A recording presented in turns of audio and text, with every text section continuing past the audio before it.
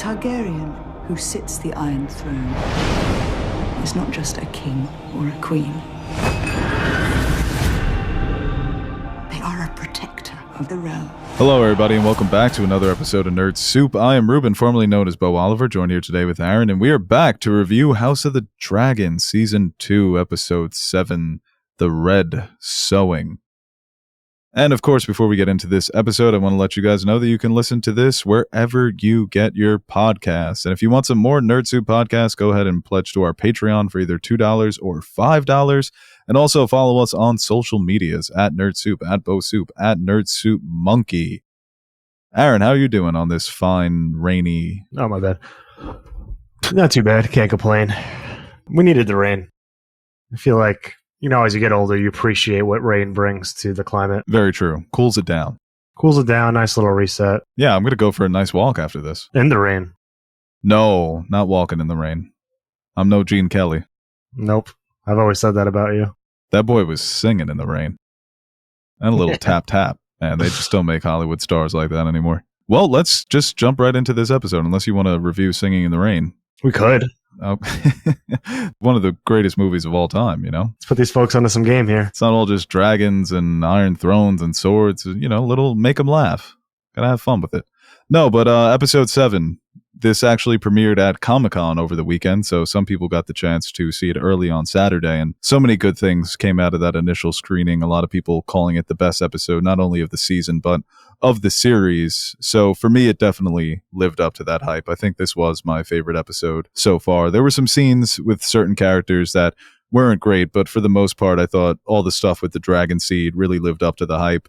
Apologies for us spoiling the fact that they were going to use bastards. I thought that they kind of implied it 2 episodes ago, but I guess not. Give that little nod to Massaria there.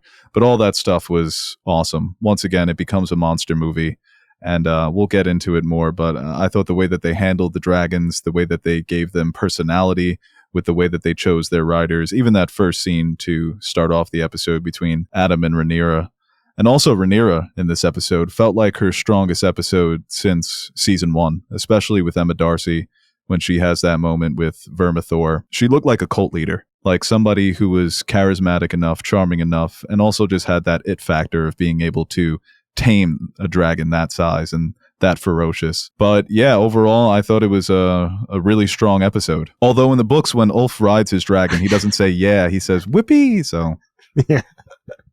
Just wanted to point that out. He would be a yippee guy. He seems like a yippee guy. Yeah. I agree. One of the better episodes of the season. Not just us, but I think many people maybe have gotten a little frustrated, or maybe frustrated is not the right word, but there's definitely been a lull ever since Rook's Rest, and I think we really needed these last 2 episodes to be 2 of the best of the season for us to really view this season as a whole, as a success, coming off of a strong season 1. And I think we're on the right track. I think what we wanted to see maybe last week, we got a lot of it this week. And like you said, every time they take us to where the dragons are in Dragonstone, just the sense of fear that not only portrays off the screen to the audience, but some of the characters maybe experiencing this for the first time. It's really palpable. And I think this is some of the best the dragons have looked in the entire series, even if you want to go back to Game of Thrones. I think it really benefits them when we can use some of the shadows of some of the caves and the natural landscapes for them to play off of. Because, again, when we see one in King's Landing, it looks off with that background. But when you can really play with the eeriness of the environment around them, I think it really pops off the screen. Yeah, just seeing the fear in some of these people's eyes just walking into that room. That's got to be one of the scariest situations you could imagine, because they're going into that like hyping themselves up like, well, obviously the dragon's going to pick me. This Targaryen blood runs through my veins. I might be a bastard, but you see this hair? I don't know a lick of Valyrian, but I'll figure it out. Crash coursing on the way over on the boats. And she was just like, yeah, good luck, guys. It really was like that. She was like, this is where I leave you. I'm going to go watch from a safe distance. My skybox. Yeah. Got AC in there, chicken tenders. She was up there like Jerry Jones. You'll be all right, though. It takes some balls. I feel like if you're Vermithor, like, you got to respect the first guy that comes up. like taking that chance. He did not. No, he did not give a shit. It's like, you dumbass thinking you can hop on me. Get the fuck out of here. Yeah, and to the point we made on the last episode about how the dragons see humans as playthings, where if you don't do something where, and that's to the point I made when I gave my initial thoughts, the personality on the dragons, because it felt like Vermithor respected Hugh Hammer's willingness to sacrifice his life to save somebody else. And then with Silverwing, just seemed to enjoy Ulf's presence when he was running around and kind of searching for an escape. Those nudges that Silverwing kept giving him were so cute, very playful. And then, like we saw in the last episode with Sea Smoke and Adam, Sea Smoke takes that initiative to search him out. And yeah, I think there's obviously something to their Valyrian blood, them being descendants. Obviously, they're bastards, so they're not noble-born, but that doesn't seem to matter. What matters is that they have that it factor, that clutch factor, and that they have Valyrian blood, and they all do. Which, it was weird when Corlys was like, we weren't dragon lords when, like 2 of your children were dragon lords. And I understand it's because you married into House Targaryen. It's a little different, but they do have that old blood of Valyria. So yeah, no, there was just a lot of personality to the dragons, and like your point about the CGI, I think it's just always easier to do it when a creature or a person, whatever it is in the shadows. When they're in the daylight, it stands out because it's clearly not real. But yeah, no, Vermithor in some of those shots and all the dragons in general, it was like they were defiling something sacred. Like when all the dragon, God, what are those people called? When they all unionized and left, they were like, we can't stand for this. So it felt evil. Like they were doing something that, it's not that it shouldn't be done, because people from Old Valyria have been riding dragons for, hundreds of years, whatever it is. But what you're unleashing now could very much backfire. And that goes to the conversation that Jace has. With Jace, it's also personal because he has to confront the reality of being a bastard. But he says, what happens if one of these new dragon lords decides he wants to be king or queen? You want a nuclear arsenal, but you have to share them. So it's risky. These are, first of all, the dragons think for themselves, and we know that people do. So Adam didn't even need the big speech. He was like, yeah, let's do this. You're my queen. Well, I think like when Massaria said, it's like they're no less trustworthy than a noble lord just because you're born noble and honor bound and make these allegiances. We've seen time and time again those of highborn abuse that position or go back on their word and prove to be dishonorable. No matter where you are, what setting, what position you may hold, people are people. And yeah, it comes from highborn, lowborn, honor or dishonor. So it is, I guess the biggest inherent risk is not knowing these people or who their allegiances are, right? Yeah, 2 people, a lot of them coming in from King's Landing. How do they actually view Rhaenyra? How do they view Aegon and Aemond and stuff like that? So, and do they have their own ideas of what should be done? And now they gave them a dragon. Who knows what their true allegiances are? But yeah, it's the same thing. I mean, if you have a Frey dragon, they're trying to fucking kill you the second they can. Wait, you said Frey? A Frey, a Greyjoy. Oh, okay. I thought you said a Frey. It sounded like you said a Frey dragon, and now I just pictured Walder Frey. Somehow he became a dragon.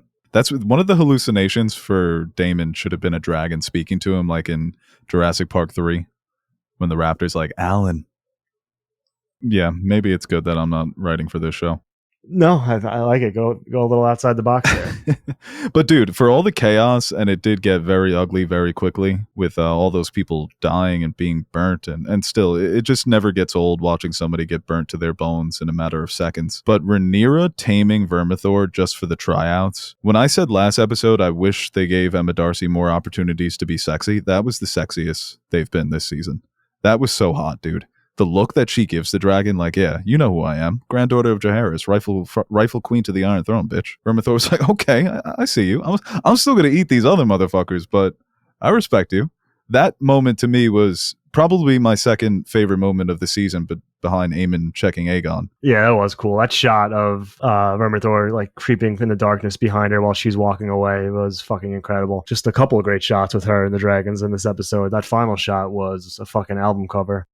That's if you want to spread your black propaganda around King's Landing to be like, fuck the Greens, Team Black is where it's at, that's the poster you're putting up on the wall. Well, it was funny, too, the way that Ulf rode his dragon throughout King's Landing. I hope I'm saying that right. I'm just going to call him You God. Shout out Wu-Tang for the kids. It was like when like a vessel is impeding on another country's sovereignty, when they're out in the waters that they shouldn't be in, and Aemon just flips his shit, takes that quick trip over to Dragonstone and realizes, oh my god, the power balance has completely shifted. And that's interesting too, just to go to the next episode when he tells Helena, we're going to need you to fight because my dragon's big, but all the other dragons we have, Sunfire, we don't even know what's good with him. He's missing a wing. And all the other dragons are just tiny little babes. Fucking grabbed his brother out of fucking Old Town. Really digging deep. Oh, right. Yeah. We also got that first shot of Darren's dragon. And they said that he just took flight. So that's not going to be a big dragon either. But now, yeah, Team Black, you have those three bad boys. And then Rhaena was in the Eyrie, still looking for that wild dragon that's not supposed to be out there. So that's going to shift the power even more. But yeah, that final shot was so epic. Talk about come and get some. Aemon thinks, I'm going to take Vhagar and just end this right now because this is just, it's so disrespectful to do this. King's Landing and my seat of power. And then he runs up on those, the way they were screeching and roaring, and Rhaenyra's look, it looked like she wanted to say something at the very end. She does a little head tilt, a little head nod. But yeah, no, the confidence, I think the dress, it was probably the most beautiful dress she's worn, maybe in the show so far. And the costuming for Rhaenyra was great in this episode, but also for Simon Strong. That man was fucking decked out in ice. He was looking like the Pope. Well, she didn't have to talk. She let the dragons talk that shit for her. She almost ruined it. It looked like she desperately wanted to say something. They were barking at Vhagar. Put on the DMX. Tell you fucking boys. Tell them what happened here. I was thinking about Jon. Rhaegal just like, come on, bud. Took nothing. Oh, yeah. You know what it was? I think because Daenerys was there. Talk about, like, once again, there's so many moments that happen with the Targaryens where I'm just like, Daenerys is so much better than all of you. She had 3. She had 3 doing anything at one point. It took some time, but at one point she had control of all 3 of them. That's crazy. Yeah. That's the fucking GOAT, man. No saddle. Free basing them. She has strong-ass fucking forearms. Crazy core strength. Dude, the funny memes with Ulf coming back to King's Landing, showing off his new whip. I thought he was going rogue for a second. I thought he just took it and was like, yeah, I'm just going to go fucking fight Vhagar. Yeah, fuck it. I got a dragon now. That was funny, too, when his boys were hyping him up, and then he got all nervous. He was getting cold feet. Like, Ulf, the Dragon Lord. He's like, whoa. I never took a 23andMe. I like to have a good time. I'm just going gray. When you're out with your boy and he's like talking a big game, it's like, all right, go talk to her. He's like, nah, she's not even that hot, man. That would have been me at Dragonstone. Like, yo, that dragon's bad. Go bomb with it. Nah. Next time. Nah, the mood it's not the right vibe, No, it's weird. I gotta go home. My Uber's over. Yeah, those moments. Even like, I thought when Sea Smoke and Syrax had that little face off too, I thought they both looked great there. I think it's the best of dragons I think I've looked. Yeah, minor complaint, or really minor question. We don't have to spend too much time. I just don't understand how Syrax hasn't gotten bigger in the last 20 years, but whatever. I guess you got to cut corners in some places. Yeah, Syrax and Sea Smoke, it felt like they were saying what's up to each other. Like, hey, long time no see. Remember when we used to, I think they had a relationship. They used to sing songs to each other. Well, I think it's Ryan Condal who said it in like the post-game interviews after the episode. Yeah. He's with like, Malika Andrews. Yeah, he was talking about like how it was like an Old West kind of showdown, but instead of guns, you just have 2 dragons at your back. That's a pretty cool concept. Well, what did you think about Adam not revealing his identity? Yeah, I think it's like, maybe to just looking out for Corlys? Or maybe it's just something where Corlys really has never paid any attention to him. And it's been mostly his brother. Like, they seem to not really have a relationship. And even that conversation they had afterwards at Dragonstone, it just seemed very cold. So I think, because even last episode, he was talking about how he wanted to take this opportunity and use it as a stepping stone.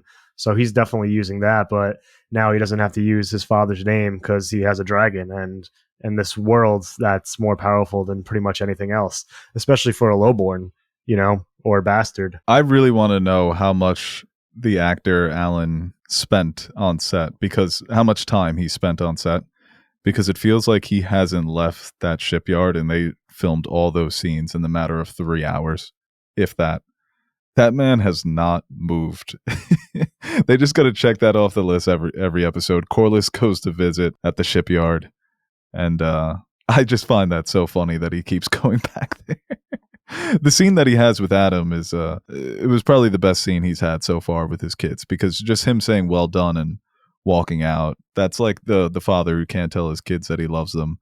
And you finally get that, that support that you've been looking for. It took for him to have to claim a dragon for him to get any acknowledgement from his father, but you take what you can get. And even him walking into that room and seeing the food that was let out and seeing the bed and the clothing and just knowing that your life has changed forever, I thought that was a strong moment for that character with not many words spoken. Yeah, I don't know if you follow the actor on social media, but it seems like he had a good time. The actor who plays Adam? Yeah, he's just posting a bunch of like behind the scenes of like everybody. It's cool. It's cool to see. Yeah, I always like that when people are... It's either that or Harrison Ford. I either want you to absolutely love it or despise it to your core. That's how I like my actors. Well, Harrison Ford was like doing Hulk movements at Comic-Con. I never thought I would see that. That would actually be a fucking hilarious thing. If his whole career, he's hated everything, but like he just has a soft spot for a Red Hulk.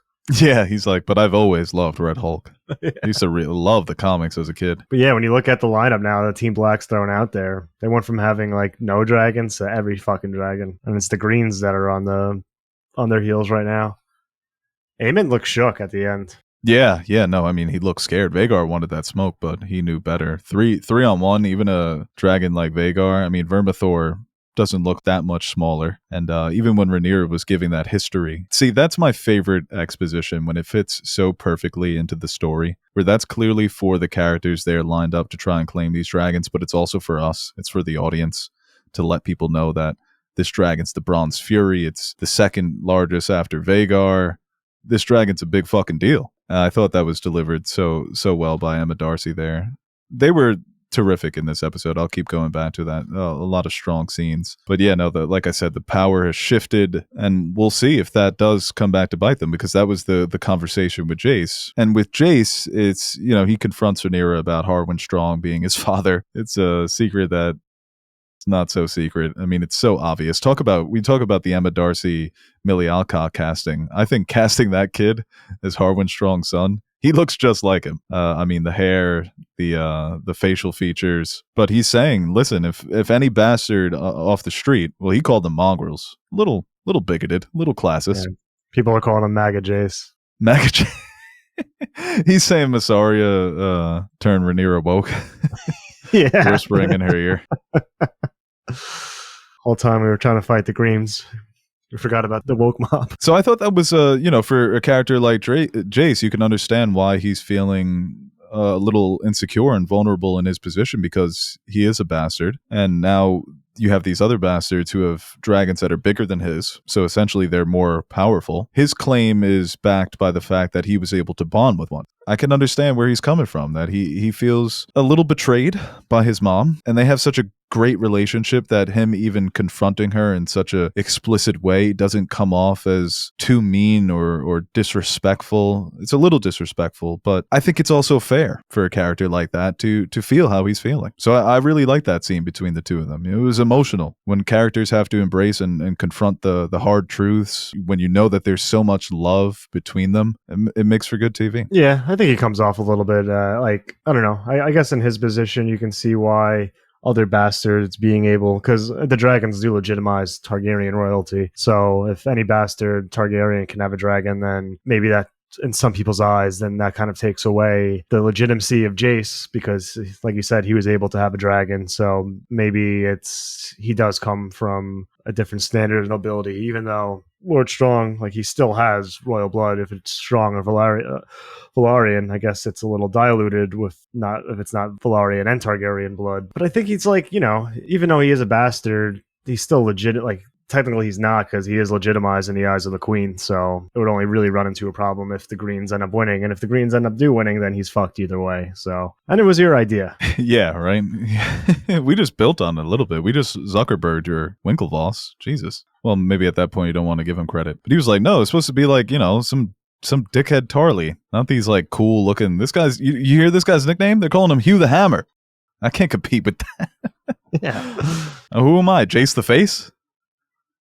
I kind of like that. Yeah, Jace the Face. Yeah, but like I said, I just love the relationship between those two. So I think some of their scenes have gotten a little repetitive, and that was a step up from the moments that we've seen between the two of them, where it's either they're on the same page or there's a little bit of tension. Here, the tension felt so palpable. And like I said, maybe it's Jace overreacting, but it's also understandable. And even going back to the Dragon Keepers, when they refuse to take part in what Rhaenyra wants to do, and they're talking about how the dragons are the last magic from old Valyria, and this is sort of desecrating them. And it was, obviously we've seen members of House Targaryen go off the deep end and lose their minds even when they have dragon power. But now to branch out and to bring on outsiders, and even though Massaria made that point, loyalty can be a fickle thing no matter who you are. It's just making the chessboard that more explosive. So Rhaenyra's got this idea in her head that it's going to be a deterrent, that we can win this war without shedding any more blood because we're just going to have so much dragon power that, Team Green, they're just going to give it up, because Aemon seems like somebody who's logical and will realize that he's at a disadvantage and bend the knee. So I thought that all that stuff was interesting. That, it's this triumphant moment at the end of the episode. But we know with this story that things can go sideways with Game of Thrones as well. They also have to learn how to use these bad boys. So that's the other thing, you think, oh yeah, Vermithor, I got Hugh Hammer on Vermithor. What if he can't drive stick? Yeah, hurry up and download the Duolingo Valerian edition. It was funny because when she said Vermithor serve, I have such brain rot from being online. Yeah. I thought she was telling him to strike a pose. Serve a look. She was fucking serving. I'll give her that. Yeah, but like I said, dude, the chaos of all them running around and I would just been like, no. Bad. Leave it. Drop it. Hugh Hammer had the best moment. He just decided, you know what? I'm going to take a page out of Aegon Targaryen's book, aka Jon Snow, and just yell at this fucking dragon. And in his case, it worked. Vermithor was like, okay, I see you. I see those pearly whites. Shit, is that Hugh Hammer? Well, look inward, House Targaryen and Dragon Keepers and everything. Oh, we're supposed to be the Targaryens. We're gods. Well, look at all the bastards you produce. Your fault. We're not just fucking around, We wouldn't be in this problem. And it's going to end up... Would you rather have no dragon riders or just bastard Well, dragon Rhaenyra riders? could surrender. Well, come on. It's not an option. Yeah, no, of course it's not. War, thousands innocents dead. So you can travel 10 miles... They do be fucking. I mean, Robert Baratheon would be proud. That was a ton of bastards. That was a fucking fleet coming in. What was cool about, not cool, but an interesting fact about the Targaryen rule is that the small folk would willingly give up their daughters or their wives to Targaryen princes and princesses or husbands and sons because it was considered an honor. And you were looked upon as somebody who had the blood of the dragon. It was the way Ulf was treated in the tavern. Everybody loved him because they thought he was a Targaryen. So there is this weird fascination that they have with these silver-haired, light-skinned, purple-eyed freaks where they're even willing to allow them to sleep with their spouses or, like I said, their children. It's a freaky thing going on here. But yeah, no, they were pounding away. That was a whole roster. They're like Dwight Howard. It was funny how the Greens kind of when was it Lord Jasper and Laris were talking about the rumors that Sea Smoke found a writer, and they were like, all right, maybe we'll keep it on the hush hush for now. And then when they hear dragon, they look at each other like, oh, well, hopefully that's not Sea Smoke. Yeah, no, I guess they were right. It wasn't Sea Smoke. Oof, dodged that bullet. But yeah, I think Laris was very interesting this episode. Him obviously kind of trying to control the messages that go to Aemond and working. What's funny when the Maester's like, yeah, you told me to work with this was your plan to help me work with Aegon. He's like, I know, but try it again a little later. Yeah, he was like, you shouldn't be doing that by yourself. He literally fucking told me to. Yeah, why don't you give me a hand then, you dick? I mean, I understand what he's trying to do. He's trying to get this man, at the end of the day, there's still a civil war going on here. So if you're confined to your bed, and if you can't move, that makes you super, super vulnerable to assassins, to destruction. And like you said, still, what is he going to tell Aemon? What is he going to keep to himself? He's a conniving, scheming bastard. And he's somebody that I've said it many times. Every time he's on screen, I enjoy watching him, whatever he's going to say or do. And every time I read his name, the actor's name, Matthew Needham, I'm just like, yeah, me too. Shit, I can go for some man. It is also funny too. I don't know if I put this together before last night in my head, but Laris and Varys, Our two Master of Whispers and King's Landing for both shows run. That's fun. Who says we can't have fun on this show? Yeah, it's a shame he doesn't have his own Littlefinger. Every Varys needs a Littlefinger. They need to find some way to have Massaria and Laris repeat the Chaos as a ladder. Just word for word, dude. Say what you want about D&D. They were fucking cooking with that scene. Yeah, they were. Yeah, a little light on the King's Landing stuff. We also had Alicent Yeah, her little going in weekend her getaway. Skylar White. Yeah. Do you think they know she left, or they just didn't care? Oh, they totally didn't know. It's like that meme. It's like no one knows I went on vacation. It's like, yeah, we know. Good riddance. Stay Alicent away. is literally Jason Tatum on the Olympic team. Doesn't even play. Just there to grab water for Aemon and Helena. Fetch our towels. I thought she was going to try to off herself when she went into the river. Because anytime the character goes into water, I'm like, could this be it? It is like a not funny thing, but like old timey people with dresses, like they would just go into the water, so it would soak the dress and weigh them down, so they can't swim up. Yeah, that's fucking hilarious. No, that's hysterical. Yeah, it's a hoot. But no, it's just like a weird way, like that, like old timey period pieces can right. Like that's what they used to do. And they always look like a ghost in the water, and that is a character who does feel aimless at this point.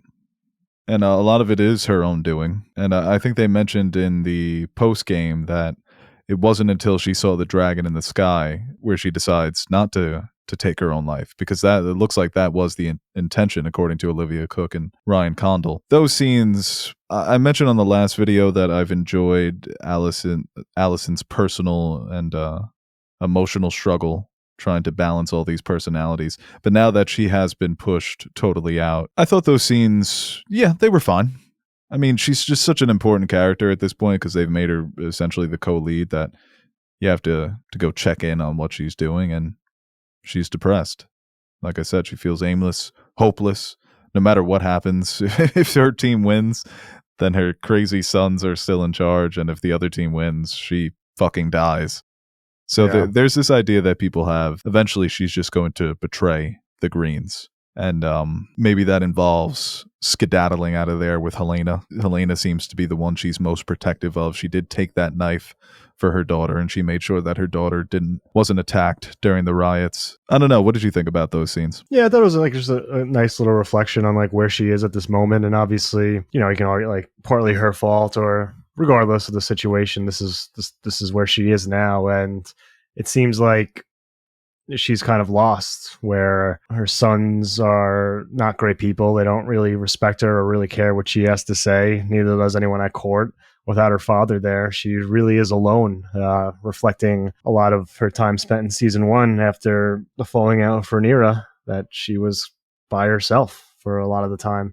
She was able to kind of get through that by being in a position of power where, especially later on when Viserys wasn't able to fully be the leader of the realm. But yeah, she really has nothing now. I did kind of respect that because we've seen some of these tents that they can put up in Westeros. She just had the little old school tarp with a big stick. She's trying to ground herself a little. I want to go glamping. Yeah, dude, you see some of the tents Robert Baratheon had? He was fucking carrying around cities on the King's Road.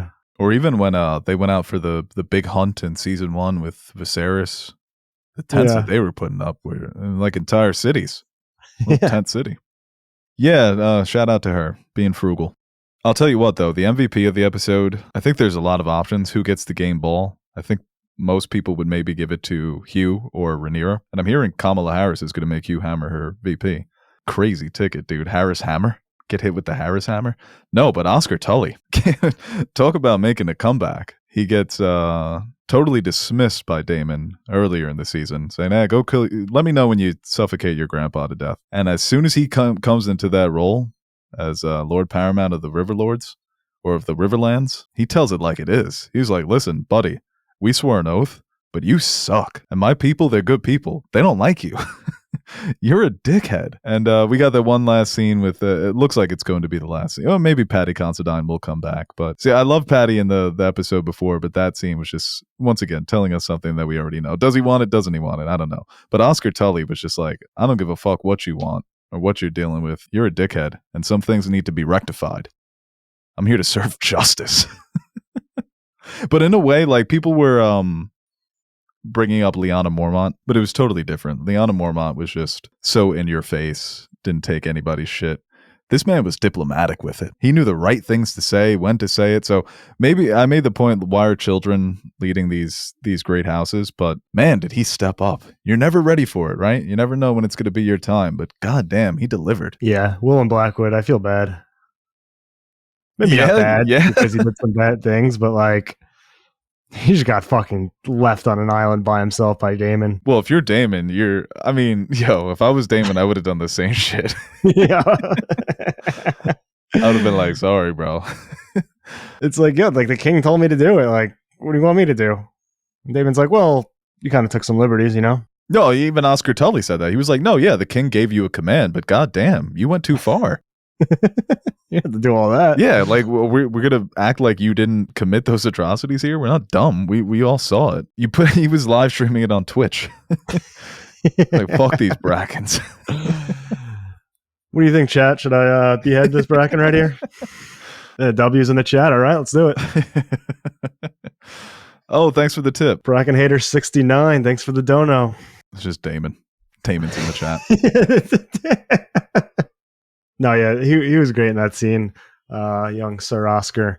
It is like, it just shows, like, even, you know, going back to Game of Thrones, even like they thought Rob was young when he was up and coming. Right. And in the books, obviously, they are much younger than their counterparts in the show. But when these young lords do gain respect, it is something to be admired, especially in that situation when the king consort is right there and he shows no fear, doesn't back down.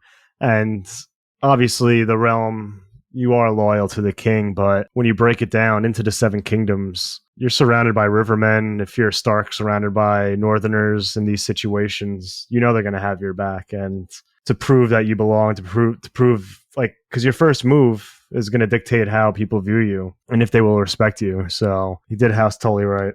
That shit was so funny. I forgot what Daemon said. He was like, perhaps I was a little too impatient or whatever he said.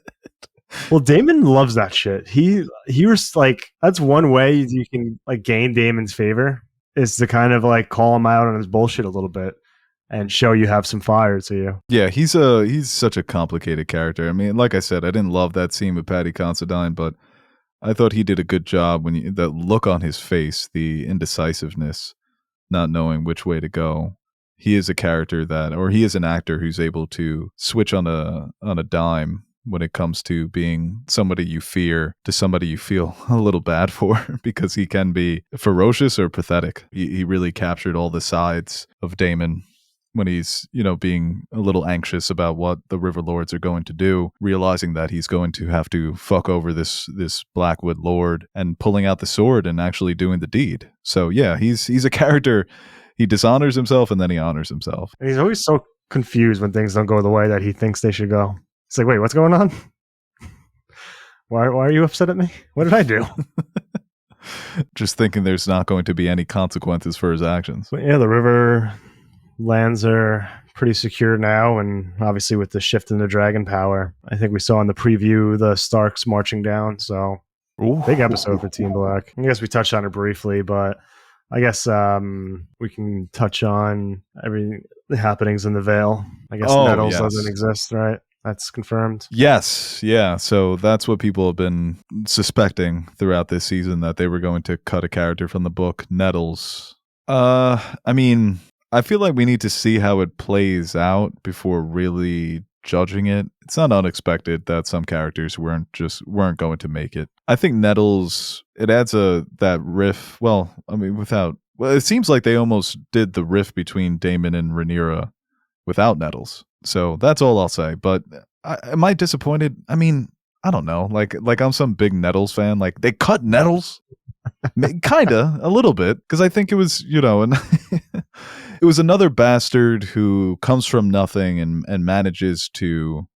spoilers, if you just skip ahead to the end of the review, because we're going to be wrapping it up anyway if you don't want to hear this, who manages to bond with that dragon that's appearing in the Vale. And like I said, it's another character who comes from nothing, and she's also described as someone with darker skin, and obviously I know that, they changed up House Valerion. I don't think that's a justification for getting rid of a character like Nettles, and it's not to say that that's what they were thinking, but I think some people were a little upset about that because it's a character that, fans who read the books and, if you're a person of color, you can identify with a character like that. You can feel prideful in a character like that she makes her mark in this big, expansive story, that she manages to play an important role in it, and that one of the main characters falls in love with her. She seemed like an interesting, enchanting, cool character from the written material. So I totally get why people are going to be upset with that. Yeah. Well, they are. Looks like they're combining that with Reyna, and hey, and with Reyna, you can't do the Nettle stuff with Reyna. Well, I mean, you could. The Targaryens have done far worse.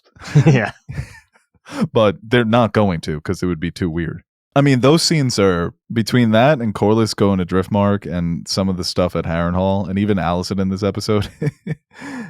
It's just like, got to check back in. They're just weird. They feel so out of place. But I mean, dude, I think people know what's going to happen with Reyna and that fucking dragon. So that should be a good moment in the finale, right? Yeah, well, the finale looks crazy. We're going to get another battle sequence, and it seems like a lot of shifting in the momentum this season, but we're at a place now where we finally see Greens in a little bit of a desperation. Obviously, that snippet from the preview of Aemon going to his sister, like they're pulling everything they have at their disposal to try to turn back the tide on this war. You have the Lannisters marching west. So it should be, Rook's Rest was definitely a standout of the season. It should be an elevated version of that. Yeah, I'm really excited, dude. Especially coming off of this episode. It really did give me everything I wanted from last episode when it came to the Dragon Seed stuff. So maybe I should learn to be a bit more patient. But they delivered on that. I think they're going to deliver in the finale. And if they don't, we will be here to complain about it. And you guys will be here to complain at us. Templeton sounds like such a nice... I feel like war shouldn't happen there. I feel like that should be like a place you go to going to Tumbleton for the weekend. Yeah, no, it feels like a place where they've got... cotton candy. A little Ferris wheel, maybe. Mm-hmm. Axe throwing. Seems like a place Nash would go to hang out. Yo, I'm going to Tumbleton this weekend. You guys want to come? Well, hell yeah. No. Tumbleton rocks. I am excited, though, for next week. Obviously what we know about it, but even what they've kind of set up in the show, it's going to make for a great finale. And like I said earlier, with this kind of strong ending, I think the season really, will shape up to be a success. Also, shout out Hugh Hammer's wife. I hope she's safe. Just kind of left her behind. I imagine he'll go back, right? I guess. How do you get? I don't know. That might be hard to get your wife. I don't know. That was kind of fucked up. Well, it's a dragon, Yeah, I guess. He left his wife for a dragon. Vermithor's a homewrecker? Canceled. Probably find another wife. You're not finding many other dragons, Oh, I did want to give the episode last week some woke points for the kiss between Rhaenyra and Mysaria, but I think Jace's racist tirades actually dock them a little bit of those woke points. So we're back even. Okay. Great last week. This week, not so. People were wondering, yeah. Have you seen people actually? We can cut this out though if you don't want to. Mad about the kiss? No. People they'll see a movie and then give a report. Like a woke report? Yeah. Dead ass too. If it's okay to watch and this is what they show. So be careful. Oh my God. Yeah. Despicable Me, scored pretty well. Dude, yeah, no, I went to see Despicable Me, and that was the most non-woke movie ever. There wasn't really much of anything there. It's very inoffensive.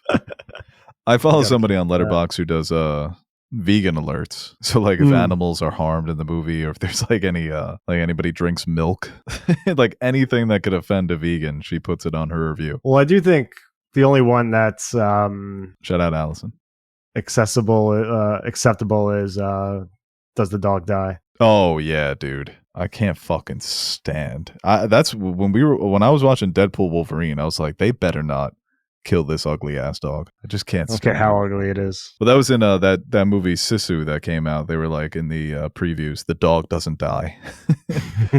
And it didn't. Very cute dog. Imagine saying that and you just kill the dog brutally. I could never, I can't trust them. It's like, yeah, dog doesn't die and it gets fucking massacred. It does at one point, it gets a little hurt. So that kind of hurt me. That made me feel bad.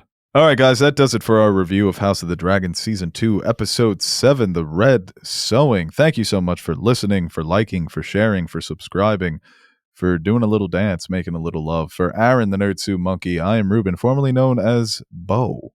Signing off. We will be back next week for the finale. Damn, disrespectful. What? No, someone commented on my tweet where I put the big three as like LeBron, Wade, and Bosch as Vermithor, Sea Smoke, and Silverwing. Someone called Jace Mario Chalmers. Oh! You know what? That kind of fits.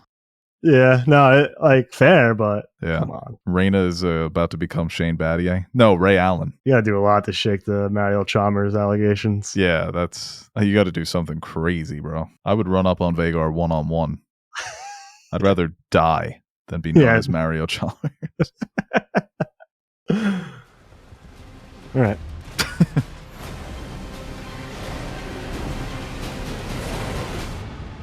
War is coming.